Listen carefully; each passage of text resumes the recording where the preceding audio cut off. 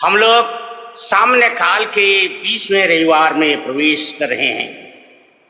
आज का तीनों पाठ हम प्रत्येक जन को एक बातें स्पष्ट कर देता है कि साफ सुथरा पानी में मछली कम होती है, लेकिन गंदा पानी में, घोला पानी में मछली अधिक होती है। कहने का अर्थ है, जो व्यक्ति साफ सुथरा मन से निराला होता है वो अकेला होता है। आज का पहला पाठ नबी यिर्मयाह का ग्रंथ अध्याय 38 पद संख्या 4 से 6 और 8 से 10 लिया गया है। इसमें ये यिर्मयाह के जीवन की कठिन घड़ी को उकेरा गया है। राजा कहता है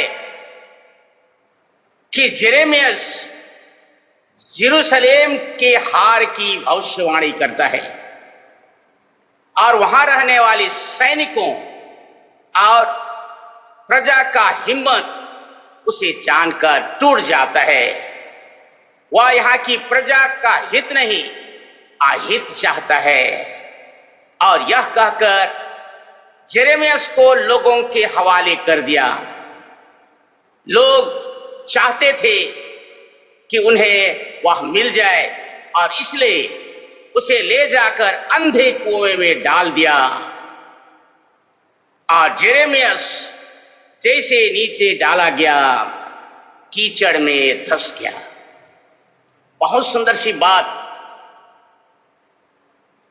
कि एक यीशु के प्रेमी को, यीशु के पीछे चलने वाले सेवक को असीम तकलीफ होती है। इसलिए यिर्मयाह अपने ग्रंथ में आगे कहते हैं कि मैं क्यों जन्मा, जिस कोख में वह था उस कोख को कोसता है, लेकिन ईमानदारी से सच्चाई को कहने से डरता नहीं है। संत पौलुस इब्रानियों के नाम अपने पत्र में अध्याय 12 1 से 4 में कहते हैं, यीशु ख्रीस्त ने हर प्रकार की बुराई को, हर प्रकार के अत्याचार और शोषण को सह लिया, जिसे हमें अपने जीवन में सहना ना पड़े। अर्थात यीशु के जीवन को देखकर हमें चलने सीखना चाहिए। संत लूकास के सुसमाचार अध्याय 12 पद संख्या 49 से 53 में यीशु ख्रीस्त कहते हैं, तुम लोग सोचते हो मैं शांति लेकर आया हूं, नहीं, मैं आग लेकर आया हूं और मेरी इच्छा है कि वह धधक उठे। मुझे और एक बपतिस्मा लेना है। जब तक मैं वह बपतिस्मा ना ले जाऊं तब तक मेरा हृदय व्याकुल है। मेरे प्रियजन, 2 प्रकार की बपतिस्मा होती है। एक नन्हे बालक के रूप में, बड़े के रूप में जल से बपतिस्मा होती है, और दूसरे प्रकार का बपतिस्मा लहू से होता है। लहू गवाह से हमारा बपतिस्मा होता है। यीशु ख्रीस्त चाहते हैं कि वो यरदन नदी में केवल बपतिस्मा नहीं लिए, उससे वह संतुष्ट नहीं है। वो तो क्रूस के ऊपर अपना लहू बहाकर बपतिस्मा लेना चाहते हैं, जिससे दुनिया को मुक्ति दे सके। आगे कहते हैं, मैं शांति लेकर नहीं परंतु फूट डालने आया हूं। जिस घर में 5 है, 2 3 के विरोध में और 3 2 के विरोध हो जाएंगे। पिता अपने पुत्र के विरोध में, पुत्र अपने पिता के विरोध में, माँ अपने पुत्री के विरोध में, पुत्री अपनी माँ के विरोध में, सास अपने बहू के विरोध में और बहू अपने सास के विरोध में। ये कौन सी बात है? इसे जानने की बात है। जब हम वचन के रूप में दिव्यवाणी को हम जीते हैं, बातें करते हैं, तो निश्चय ही वहां विभाजन हो जाता है, दो दल में बढ़ जाता है। इतिहास गवाह है कि लोग सच्चाई का विरोध करते हैं, सच्चाई को छुपाते हैं, सच्चाई को दबाते हैं, सच्चाई का मजाक उड़ाते हैं। और इसलिए घर में हो, समाज में हो, समुदाय में हो, मंडली में हो, कलीसिया में हो, आज हम देखते हैं विभाजन दिखाई देता है। जो सच में रहते हैं उनकी नाना आलोचना होती है। आलोचना के साथ उन्हें नाना प्रकार का अत्याचार सहना पड़ता है।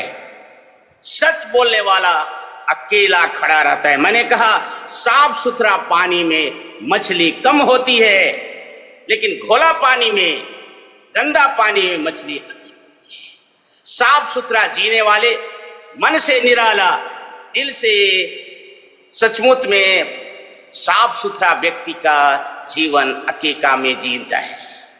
अकेला में जीना पड़ता है क्योंकि उसको कोई पसंद नहीं करती। उनके विचार उनको अच्छा नहीं लगता, उनका सोच उनका अच्छा नहीं लगता, उनका बोलचाल अच्छा नहीं लगता है, क्योंकि सत्य को बोलता है। याद रहे, यीशु ख्रीस्त ने कहा मैं सत्य हूं। पिलातुस के सामने कहा मैं सत्य हूं। आप और मैं यदि ख्रीस्ती हैं, आलोचना को नहीं,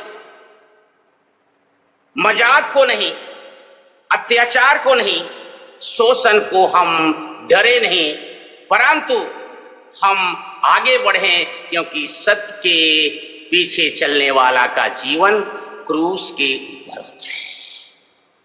साफ सुथरा पानी में, मैंने कहा, मछली कम होती है। उसी प्रकार मैंने कहा गंदे पानी में, घोला पानी में मछली अधिक होती है। जो झूठ बोलता, छलता है, मिथ्यावादी करता है, नाना प्रकार का ढकोसला करता है, उनके पास अपार लोगों की भीड़ होती है, क्योंकि झूठ को, असत्य को लोग सहजता से स्वीकार कर लेते हैं, चाहे उनके हित में हो या अहित में। जरा देखें, सत्य के पीछे चलने के लिए यीशु ख्रीस्त के जीवन, उनकी सेविकाई को गवाह देने के लिए हमें दूसरा बपतिस्मा लेना पड़ेगा। कुछ दिन पहले उड़ीसा में किसी पुरोहित को भारी विरोध का सामना करना पड़ा, भारी मारपीट हुई। दो बहनें आज भी सचमुच में सो ना पाते होंगे, इतना उन पर अत्याचार हुआ है। मेरे प्रियजन, उस समय नबी जेरेमियस ने उसको भोगा था। उस समय यीशु ख्रीस्त ने क्रूस के ऊपर और क्रूस के रास्ते में झेला था। बारी आज आपकी है। शायद आपको भी वही कष्ट, वही वेदना सहना पड़ेगा। सत्य में जीते हैं तो आपको अकेला रहना पड़ता है और पड़ेगा। इस बात को कभी ना भूलें।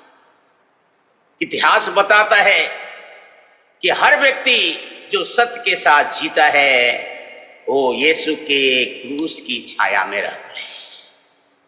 मेरे प्रियजन, इन बातों का मनन चिंतन करते हुए आज के रविवार में एक दूसरे के लिए प्रार्थना करें। अपने दुख और तकलीफ को यीशु ख्रीस्त के क्रूस की छाया में रखें। प्रभु सबको आशीर्वाद दे। आमीन।